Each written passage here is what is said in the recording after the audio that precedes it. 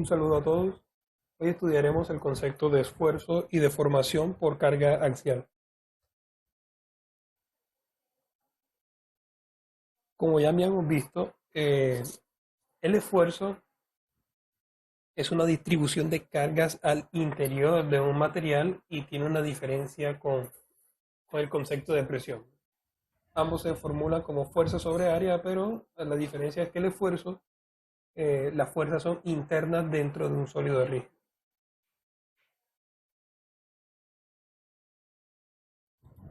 Consideremos que tenemos una barra de longitud finita L, una barra BC, y esa barra tiene una sección transversal circular con una área determinada. Lo que hacemos sobre esa barra es que vamos a aplicar una carga en el extremo C. Cuando nosotros aplicamos una carga P en el extremo C, vamos a experimentar una pequeña deformación en el elemento. Eso obedece a que en la naturaleza todos los elementos se deforman por acción de fuerza, tal como si aplicáramos una fuerza sobre un resorte, vamos a experimentar eh, una deformación. ¿Qué pasa? Que estas deformaciones son casi imperceptibles a la vista humana, son deformaciones microscópicas, pero siempre están presentes en, en los materiales. Cualquier fuerza causa una deformación directamente proporcional a la cantidad de fuerza que estemos aplicando. Entonces, lo primero que caracterizamos nosotros, ¿cierto? O lo primero que podemos medir es el esfuerzo. Si conocemos la fuerza P o F y conocemos el área sección transversal, podemos calcular el esfuerzo. Recuerden que este sería el esfuerzo normal. Y otra cosa que es posible medir es esta pequeña deformación.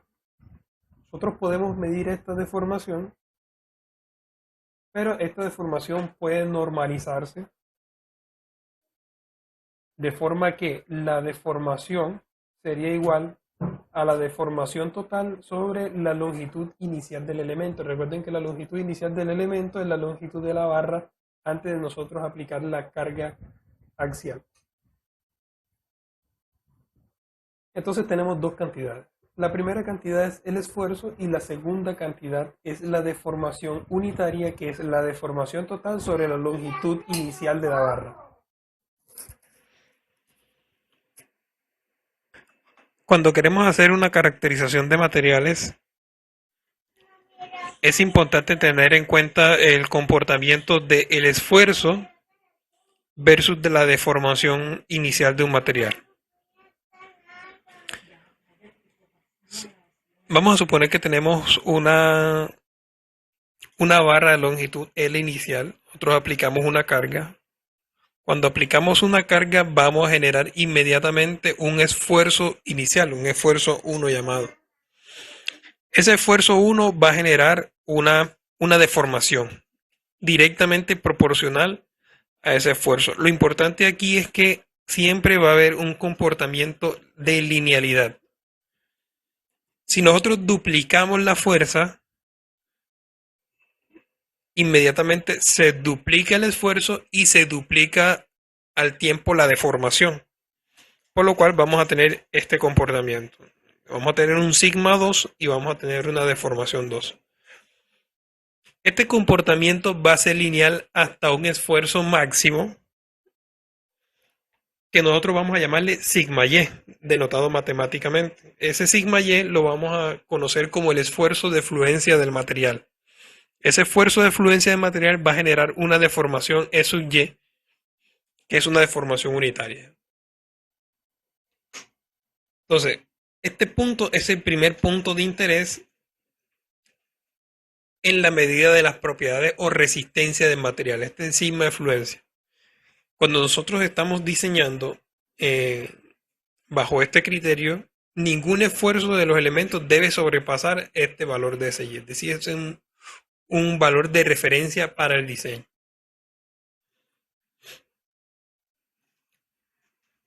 Otro parámetro, otra propiedad mecánica bastante importante que podemos extraer de este comportamiento es el módulo elástico. El módulo elástico se consigue siempre y cuando el comportamiento de esta zona sea lineal. Y ese módulo elástico es la pendiente de la línea de proporcionalidad. Es decir, el módulo elástico va a ser igual al cambio del esfuerzo sobre el cambio de deformación unitaria.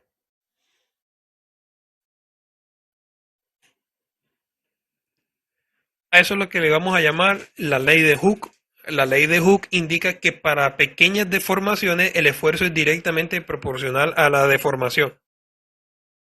Con lo cual tenemos que sigma, o el esfuerzo, va a ser proporcional a la deformación unitaria. La constante de proporcionalidad es este módulo elástico. Es que experimentalmente podemos tener este módulo elástico si conocemos la pendiente. La pendiente sería sigma y menos el esfuerzo inicial sobre E sub y sobre la deformación inicial.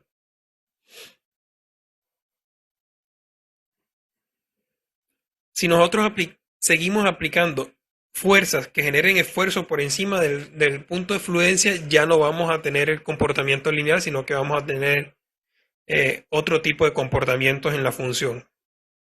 Es decir, que este módulo elástico es válido para esta zona.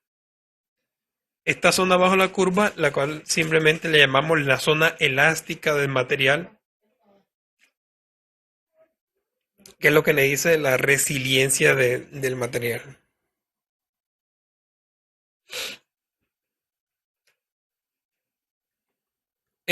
La forma de obtener estas datas del laboratorio es a través de un equipo llamado la máquina universal. La máquina universal consta de un equipo de tracción, el cual se amordaza una probeta en los extremos y se aplica una carga de tracción. Esa carga de tracción se aplica para fallar o fracturar la probeta que se coloque en medio de las mordazas.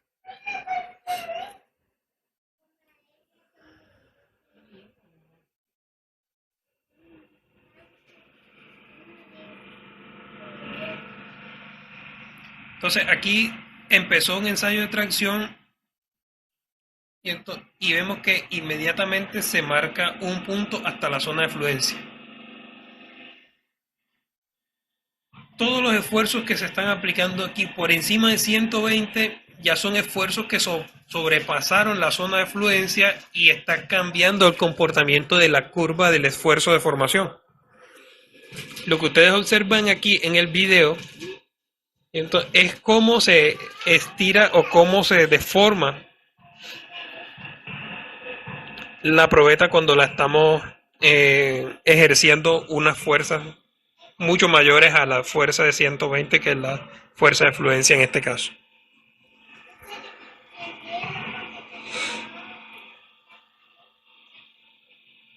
Aquí se puede ver un pequeño encuellamiento, que es una reducción de área porque hay un daño en la microestructura del material. Dependiendo del material, nosotros podemos obtener varias propiedades mecánicas, es decir, varios módulos elásticos y varios esfuerzos de fluencia. Recuerden que el módulo elástico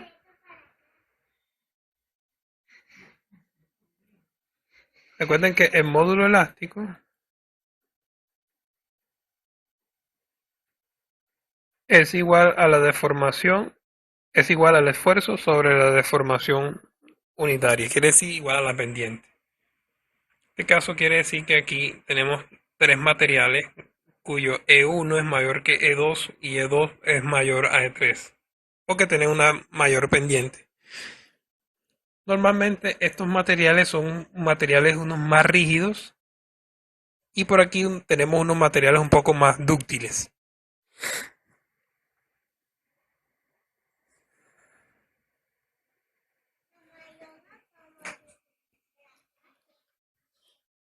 Si estudiamos el comportamiento completo de un diagrama de esfuerzo y deformación, podemos ver las siguientes características. Y precisamente lo que nos interesa como ingenieros es poder identificar el significado físico de los principales puntos y las propiedades mecánicas que podemos extraer de ellos. Lo primero que observamos en este diagrama, ¿cierto? Que este es realizado para un acero de bajo carbono. Primero que identificamos aquí es el punto de fluencia. En este caso, el punto de fluencia o sigma Y tuvo un valor de 37.7 KSI. KSI significa miles de libras por pulgada cuadrada, una unidad de esfuerzo inglés. Ese 37.7 es equivalente a 260 megapascales si hacemos la conversión. Un KSI es igual a 6.89, 47.6 megapascales. Entonces lo que obtenemos aquí es, primera propiedad es de la observación. Si vemos que hay un comportamiento lineal y la figura empieza a cambiar, ¿cierto? Tenemos que encontrar el punto de máximo, el punto justo antes del cambio, es decir, el sigma y. En este caso ya tenemos la primera propiedad, que es 260 megapascales.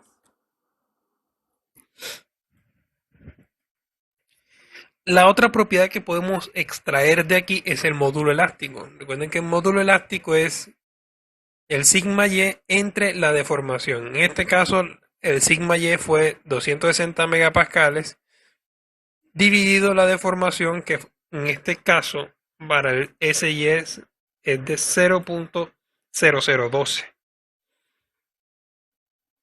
Esto lo que quiere decir es que el material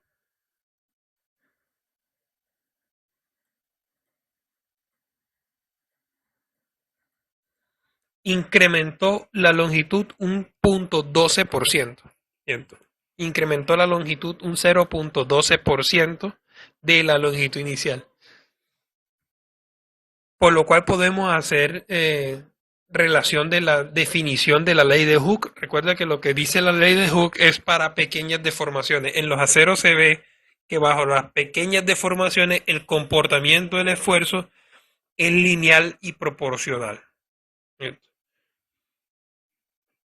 Entonces, lo que vemos aquí, esto es la deformación total dividida la longitud inicial. Este valor es de 0.0012 pequeño, con lo cual es muy pequeño. Si la probeta midiera 1 metro, entonces la deformación por un esfuerzo de 37 KSI fuera 0.0012 metros. Una deformación muy pequeña, casi que imperceptible al ojo humano. Y lo que hacemos entonces es dividir el esfuerzo, ¿cierto? Y la deformación que causa ese esfuerzo, y vamos a tener un módulo de 216.666 megapascales. Eso traducido a gigapascales es igual a 216.6 gigapascales. Entonces aquí tenemos estas dos propiedades. Bien. Normalmente es muy valioso cuando se están haciendo obras de infraestructura o se estén inspeccionando por calidad la resistencia a materiales o elementos mecánicos para la seguridad industrial y la seguridad personal. Siempre se deben verificar mediante ensayos de laboratorio cuál es la resistencia de los materiales que ustedes están comprando o que ustedes están en un papel de auditor revisando. ¿Cierto? Siempre deben de verificar que los valores de resistencia de materiales estén acordes a las normas de construcción o a las normas mínimas de diseño que te ofrece un fabricante o una contratista, ¿cierto? O una empresa mecánica. Por eso es importante que ustedes empiecen a reconocer las propiedades, porque muy seguramente alguno de ustedes tendrá que interpretar unos análisis de ensayo de materiales. El otro valor que obtenemos aquí es la resistencia última, la cual la denotamos como sigma U. Esta resistencia última ya es la resistencia que se da para una separación mecánica de material. Ya hay un punto antes de la ruptura. Y por último, aquí el punto de ruptura que ya es una separación física. Recuerden que ya es cuando la probeta, como vieron en el video, es cuando ya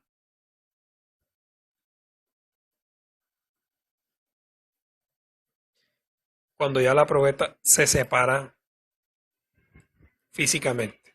Entonces, hay una ruptura y en este punto se registra una ruptura e inmediatamente el esfuerzo cae a cero. Eso vieron que en la gráfica ustedes veían esto, ¿cierto? Aunque el esfuerzo cae a cero, no hay una oposición del material para generar una fuerza. Y lo que hacemos es romper el material. Ahora, dirán ustedes, ¿qué pasa si yo estoy diseñando y por alguna circunstancia mi esfuerzo sobrepasa el esfuerzo de fluencia, como es este caso? ¿Qué pasa si mi diseño tiene unos 40 kSI y mi material tiene una resistencia de la fluencia de 37.7 kSI? Lo que va a pasar con ese material es que aunque no se rompa del todo, vamos a generar un daño permanente. Si yo llego a este punto, una vez yo elimine el esfuerzo,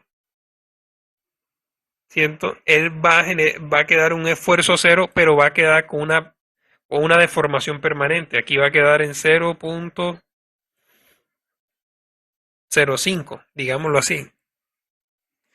Entonces, esta deformación va a ser una deformación irremediable del material, con lo cual ya hubo una plasticidad o un daño interno de material. Es decir, en la mayoría de los diseños debemos evitar que el esfuerzo que nosotros calculamos sobrepase el esfuerzo de fluencia material. Siempre es una primera premisa de diseño. El esfuerzo de diseño debe ser menor al esfuerzo de fluencia de material.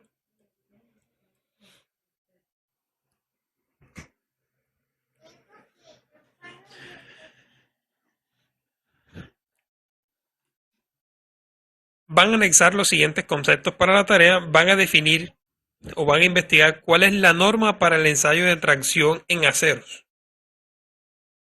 Bien. No solamente van a decir cuál, sino que van a hacer una pequeña descripción del procedimiento que se hace en una máquina de ensayo universal. Otro es que van a definir los siguientes conceptos: módulo elástico, van a definir la resistencia a la fluencia, la resistencia última,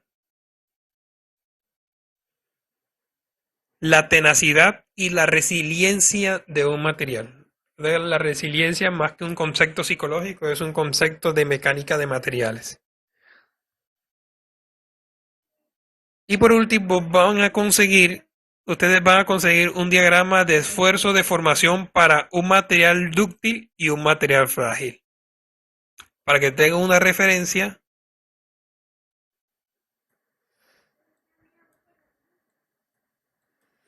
así sería el comportamiento de un material dúctil.